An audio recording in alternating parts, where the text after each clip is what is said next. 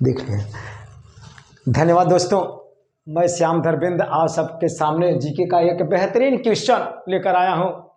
जैसा कि भर्ती आप सबके सामने जीडी, रेलवे, एसएससी तमाम वीडियो यानी कि तमाम ऐसे सीआईएसएफ यानी कि तमाम वैकेंसी को देखते हुए आप सबके सामने एक महत्वपूर्ण प्रश्न लेकर आए हैं, यानी कि जिसे भगवान माना जाता है। भगवान यानी कि तमाम कहा जाता है कि मौर्य साम्राज्य और जो कि वर्मा में यानी कि गौतम परिवार में इन्हीं के माध्यम से तमाम शादियां भी होती हैं। आज हम सबके सामने देखिए, बौद्ध धर्म के संस्थापक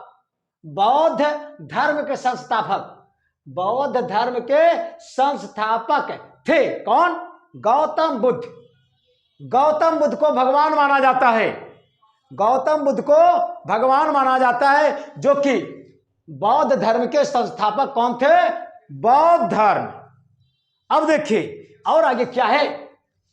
गौतम बुद्ध का जन्म हुआ था 563 ईस्वी पूर्व और लुम्बिनी नामक ग्राम के कपिलवस्तु में जब इनका जन्म हुआ था। हम उस समय की बात आपको बता देते हैं। जब उनका जन्म हुआ था, उनके पिता का नाम आगे हम बताएंगे आपको क्या था। नाम था पिता का नाम शुद्धोधन। जब इनका जन्म हुआ, किनका?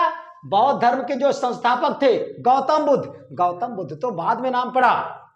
जब उनका जन्म हुआ तब उनके पिताजी ने तमाम महात्माओं और ऋषियों को इकट्ठा किया। इकट्ठा करने के बाद उनके जन्म कुंडली निकाला। जन्म कुंडली में पता चला, तमाम महात्माओं ने कहा कि आपका बेटा आपके राज्य पर राज्य नहीं करेगा। सर जी, राज्य नहीं करेगा। बड़ा चटाका लगा, गाल पर तमाचा के समान लगा। किसके? सिद्धार्थ के पिता शुद्धोधन को, यानी कि गौतम बुद्ध के पिता शुद्धोधन को चटाका लगा। सोचे कि अगर मेरा बेटा राज्य नहीं करेगा तो यह राज्य को कौन चलाएगा।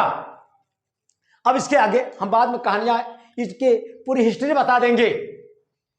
तब क्या हुआ, अब देखिए, जब पैदा हुए, गौतम बुद्ध के पिता का नाम क्या था? शुद्धोधन, जैसा हमने बताया। और माता का नाम क्या था? माता महामाया। और इनकी एक, जब पैदा हुए उनकी बात बताते हैं। जब पैदा हुए तब उनके पिताजी ने जल्दबाजी से, यानी कि 14 वर्ष के कम उम्र में उनका ब्याह कर देते हैं। किसके साथ? यशोधरा के साथ, जो इनकी माता थी। पैदा होने के कुछ दिनों ही बाद उनकी मृत्यु हो जाती है। कुछ दिनों के बाद उनकी महामाया की मृत्यु हो जाती है। यानी कि दुख की घड़ी इस समय टूट पड़ी है। किसके ऊपर? शुद्धोधन के ऊपर। जब दुख की घड़ी टूट पड़ी है तो और उस दुख की घड़ी में साथ दिया था, बुद्ध का लालन पालन किया था। किसने? प्रजापति गौतमी ने। उनकी मौसी थी, उनकी मौसी थी। सोचिए, जब उनकी महामाया की मृत्यु हो गई, यानी कि सिद्धार्थ के पिता का नाम शुद्धोधन के माता का नाम महामाया का मृत्यु बड़े जल्दी हुआ था। और उनका लालन पालन करने वाली थी उनका मौसी प्रजापति गौतमी ने। अब जब वो उनका लालन पालन किया और लगभग 14 वर्ष की अवस्था में, 14 वर्ष की उम्र में उनका ब्याह कर देती है। किसके साथ? यशोधरा के साथ। यशोधरा के साथ उनका शादी ब्याह हो जाता है। उनके पिताजी ने एक अलग से महल बना दिया था, जिससे उनके ऊपर यह समाज की, यह तमाम लोगों से मेल जोल का बात न रहे और जिससे उनका मन बदल जाए, वो सन्यासी में न परिवर्तित हो। लेकिन विधि को, विधान को कोई टाल नहीं सकता है। 4 कहानियां तो आप सब जानते हैं। पहला दृश्य, उनका एक सारथी था, उनका मित्र बन गया था, जिन्हें हम प्रेम से चन्ना कहते हैं। उनका नाम था चन्ना, सारथी था। जब उनके साथ उनकी इच्छा हुई, यानी कि सिद्धार्थ की, चन्ना सारथी यानी कि अपने घोड़े के साथ सिद्धार्थ को लेकर चलता है तो पहली दृश्य में देखता है, 4 दृश्य रो देने वाली कहानियां हैं इसमें। पहले दृश्य में जल्दबाजी में हम बताएंगे जिससे वीडियो लंबा भी ना हो और आप सबको पूरी बात इनकी याद आ जाए। पहला दृश्य में देखा उन्होंने, पहला दृश्य में क्या देखा? एक लाठी के सहारे, लाठी के सहारे एक बुढ़ा इंसान जा रहा था। सिद्धार्थ ने पहले दृश्य में देखा, सोचा कि 3 पैर वाला जानवर कहां से आ गया है।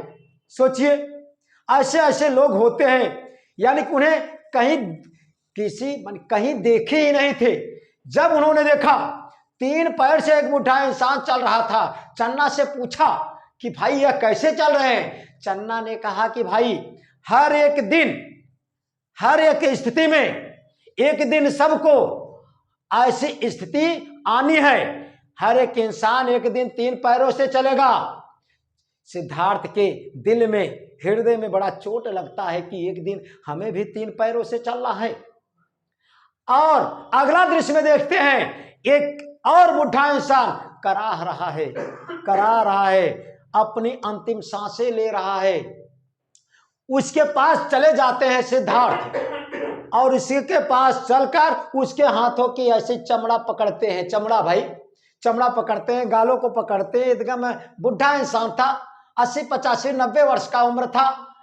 एकदम चमड़ा एकदम चुचक गए थे। जैसे कहा जाता है कि पंडित जी शब्द नहीं मिल रहा है हमें, जैसे आम का कोई अगर पहले आम पकने से पहले अगर टूट जाता है उसे कहते हैं।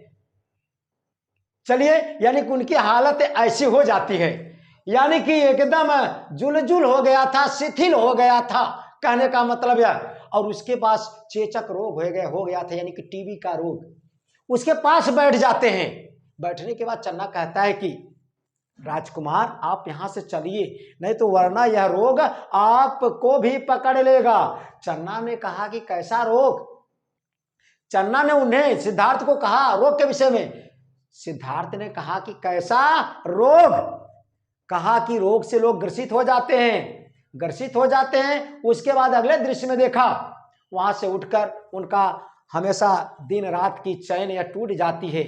और अगले दृश्य में देखा, राम राम सत्य है, यह बात करते हुए 4 आदमी एक व्यक्ति को अपने कंधों पर लेकर जा रहे हैं। जब सिद्धार्थ ने वह दृश्य देखा, उनका दिल रो पड़ा, मन टूट गया। वहां तक जाते हैं जहां तक, वहां श्मशान घाट पर देखते हैं उनकी अंतिम क्रिया हो जाती है। उनका मन बदल जाता है और चले आते हैं घर, और चले आते हैं घर, चले आते हैं घर। चले आने के बाद उनकी स्थिति बदल जाती है। क्या होता है? उसके बाद गृह त्याग करते हैं और बुद्ध की प्राप्ति होती है। कैसे होती है हम आगे बताएंगे इसी। देखिए, जिस वीडियो मेरे दोस्तों लंबा भी ना हो, अगले वीडियो में इसके भाग का और वर्णन किया जाएगा। देखिए इधर, जब इनके पिता का नाम शुद्धोधन था, माता का नाम महामाया, बहुत कम उम्र, बहुत कम अवस्था में उनकी माता मर गई थी। कैसे जिए होंगे गौतम बुद्ध, क्या बीता होगा गौतम बुद्ध पर। और इनकी पत्नी का नाम था यशोधरा। एक बेटा भी पैदा हुआ था जिसका नाम था राहुल। अब देखिए, जैसे हमने कहा कि उनका पालन पोषण करने वाली मौसी थी उनकी, जिनका नाम था प्रजापति गौतमी। और बुद्ध के बचपन का नाम, यही गौतम बुद्ध के बचपन का नाम सिद्धार्थ था। 35 वर्ष की अवस्था में ज्ञान प्राप्त होने देखे। और जब वो अपनी भाई घर को त्याग देते हैं, उनकी पत्नी निवेदन करती है। निवेदन करने के बाद अपनी पत्नी से कहते हैं कि हम जरूर एक बार आपसे मिलने आएंगे, ज्ञान प्राप्ति हो गई तो हम आपके पास जरूर आएंगे, हमें छोड़ दीजिए अकेला। पत्नी हो तो ऐसी, यशोधरा जैसी। यशोधरा ने अपने पतिदेव गौतम बुद्ध यानी सिद्धार्थ की बातों को माना और वहां से वापिस होकर अपने राजमहल में रहने लगी।